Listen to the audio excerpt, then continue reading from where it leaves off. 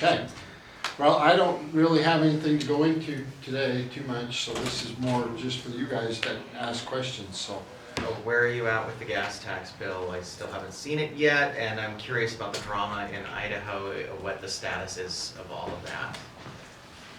Did you hear that question, Representative Snyder? Yeah, I'm curious how you're gonna answer it. So, we have been in discussions, Representative Snyder and others have been in discussions with counterparts in Idaho and with others. Representative Roberts has been working on the bill itself, taking in feedback from industry, from concerns that, or from lawmakers and other stakeholders, and we'll I think likely, I want to say maybe tomorrow, that bill will probably come out, might come out today. I know he's close on it, so as soon as it's ready, but probably within the next 24 hours, that bill will likely come out. Has it substantively changed? Yeah, there's been some substantive changes, and it still reduces the gas tax approximately 14-15 cents. It spreads it out. I'll let Representative Roberts get into the details of what that looks like. So it takes and spreads it out from several different sources. So, and then it also helps bring more supply into this basin and into the pipelines, which is good for all the states surrounding Utah. So. Is it enough to like make Idaho drop their resolution, or what's up with that? I'll let Representative Snyder. Yeah, I would just say, Idaho's been a great partner. Their speaker has been very open to dialogue. Really appreciate their speaker's office and their Senate and their Lieutenant Governor. Everyone's been really great to navigate. We have a lot that we share in common with Idaho. We share obviously a border. We share water resources on some of the most critical resources in our state. And we also share a lot of our refinery capacity. So this is an interest of them, to them, it's an interest to us. And I think we're gonna come to a good place where both parties benefit, because I think we both want the same thing. We want low fuel prices for our constituents. We want certainty in terms of resource development moving forward. I'm optimistic about what is gonna go. I think this is incredibly important for the region as a whole because of California's actions in all the regulations that's placed on the refineries and then going out of business. Gas prices are expected to continue to rise significantly in our region because of the lack of supply. So one of the things we're really trying to work on is how do we increase the supply, because it's likely to, without doing anything, it's likely to get worse before it gets better. So it's concerning to us. So let me ask, who blinked then? Did Idaho or did you? I would rather say we shook hands. So I don't think, look, this race to the bottom politics does not benefit anyone. And I think finding a way that navigates all of these important issues for the benefit of both states is important. Now we're still in talks. We're still committed to doing first and foremost what's best for Utahns, but I'm just optimistic about where we're headed. Are you going to be imposing a tax on refineries still? Yes. Okay. And I don't want to say anybody blamed. I think as we're having discussions, listening to all sides, trying to be collaborative and find a pathway forward, that's what we're doing. So have you received feedback from Colorado and Nevada on this? do not receive any feedback from Colorado. No. What are the discussions with the Senate going? How are those going on this issue? Yeah. You know, we've had high-level discussions with the Senate. Certainly, you know, I don't know where the Senate caucus is at on it. We'll see what happens, but I'm just going to speak for the House. We're solid on trying to reduce gas prices in the state of Utah. Speaker, your Representative Peck has a bill that she's proposing to lower the driving age by 6 months and let parents teach driver's ed. Is that something your caucus would support? Well, I haven't heard that one. I don't know that I'd be okay with that, but that's the first I've heard of that one. Let's have the debate. That kind of makes us even more like Idaho, right? Yeah. To the prior question. So.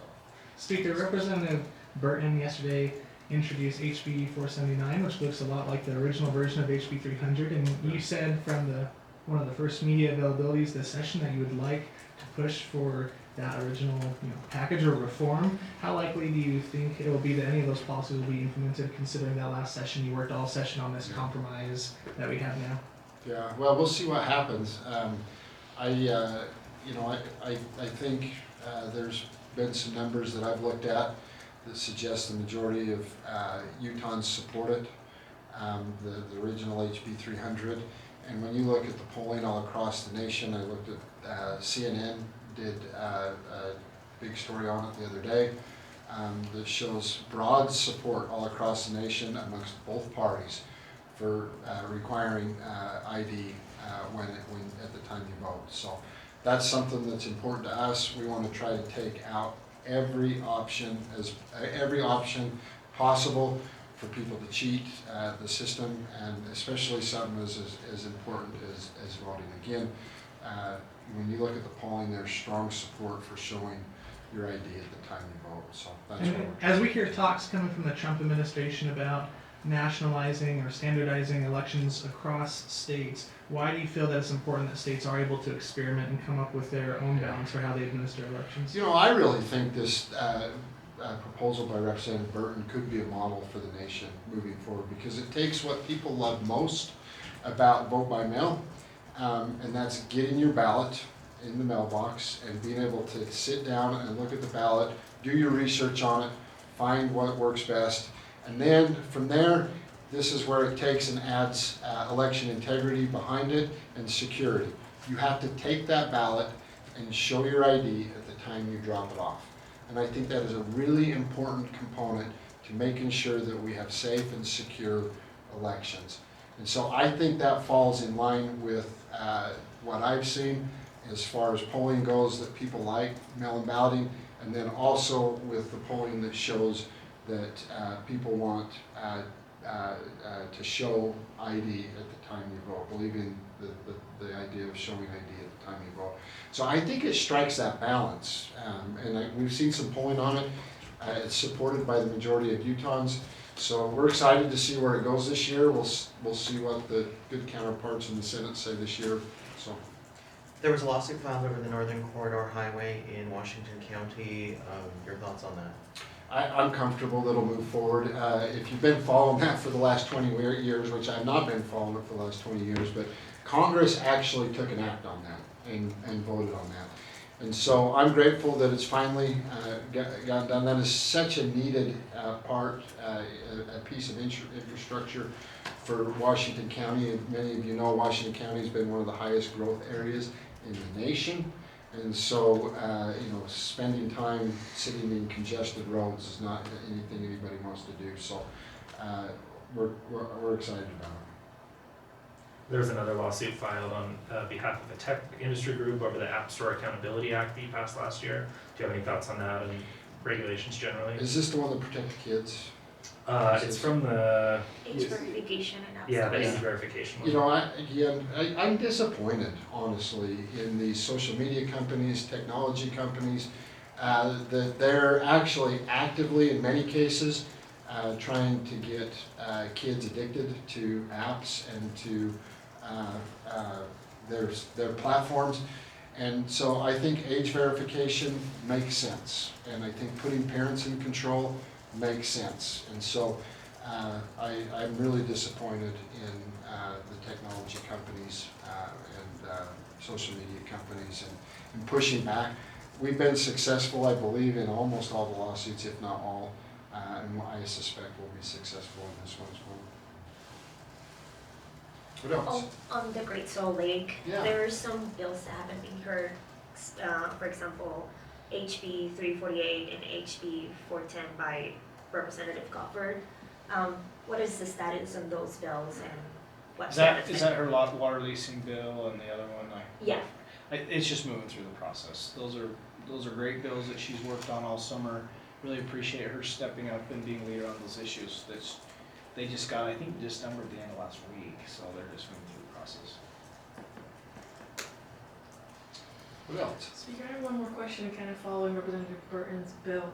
Will it completely do away with the mail-in ballot system? No. And if so, how will elderly people or people with mobility issues be able to vote? Yeah, so really good question. So there's an exemption in the bill to where people can, if they proactively go up and go out and sign in for full mail-in voting. So, nothing else. I'm good. How do you guys do this with the Senate every day then? There's It's just just like the most boring meeting ever. They talk about you guys more. All House bills, all House bills. That's a sign of jealousy is what that is. Yeah, we know. That's because we do all the work. What happened, Representative Snyder, what happened with Representative Fiafia's bill? Doesn't happen very often where he gets up, Yeah. does his presentation, and then the majority leader comes in and says, we still need to work on this. There's just some, Representative Fiafia has done some really groundbreaking stuff on this issue. You look at where we were as a state last year, we had really led out on what the future of this AI technology is going to look like, and the White House has been super supportive of that and engaged. I think there's a couple other questions from the colleagues, and because we really respect and support that bill, we just want to make sure that opportunity to have that discussion was had. So I think we're going to keep having those discussions.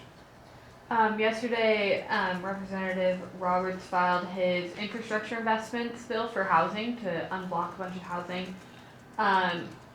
What is kind of the outlook of how this will help in Yeah. the grand scheme of things? Yeah, that's a really good bill. We're really excited about that bill, honestly. So one of the things is we, again, try to work with our local partners, our cities and our counties. One of the things that they hear from their constituents and from the areas that they represent is, look, we would like to permit more starter homes, more houses for our kids and for our grandkids. But the infrastructure, we need more, and we need additional infrastructure. And so what it does is it creates a pathway for a local government to come in and borrow money at a lower rate from the state of Utah, and then to be able to be paid back over time. And so we really feel like this is a great step forward, honestly, in moving to unlock and to build more starter homes all across the state. So that'll be a big one. That's one of our big pushes this year. Yeah. Additional infrastructure. I think all of us can agree that we need it, and creates a pathway for that. It's a great question. That's a really good bill. Representative Snyder, you sponsored SB 134, the court amendments. Can you tell us why you think that's important to the city of Utah? Yeah, I think what we've said on it, we said best on the floor, right? But clearly there are some issues with the courts in terms of capacity. They talked about their resource needs at the district level, at the Court of Appeals level. We're cognizant of that. We feel that here in the legislature because some critical rulings have just not moved. You look at how our Supreme Court's rolled out the last couple of years, they do one of the lowest amounts of case volumes in the country. And so, we recognize the court and the judicial branch as a separate and equal branch of government, and want to make sure they have the resources so that they're successful, we're successful. I would say this whole debate that we've had the last little while is really about a lack of trust, right? And whatever we can do to strengthen the trust between our branch and their branch is in the public's best interest. I believe in these separate institutions. I know the House does. The Speaker has really led out on this issue. And if we can do some things in this space, and then we're going to have additional conversations about transparency and really shining a light on what's happening there. It's in the vein of building back these institutions because people can believe in them. And that's really the direction we want to go. Has public critique of the courts, you think, fostered some of that trust issue? I don't necessarily know if it's public critique or what they've done to themselves. Right? There's really been some cases that one must scratch their head over. Right? You look at what just happened here on the floor this week on the Armenta case, that firefighter liability emergency responder case. That was a 5-0 decision, and yet it came out of every committee hearing unanimously so far. It passed off this floor unanimously. How did the court get that so wrong? that's one of those ones that I think actually fosters a distrust of what sort of deliberative process is happening over there.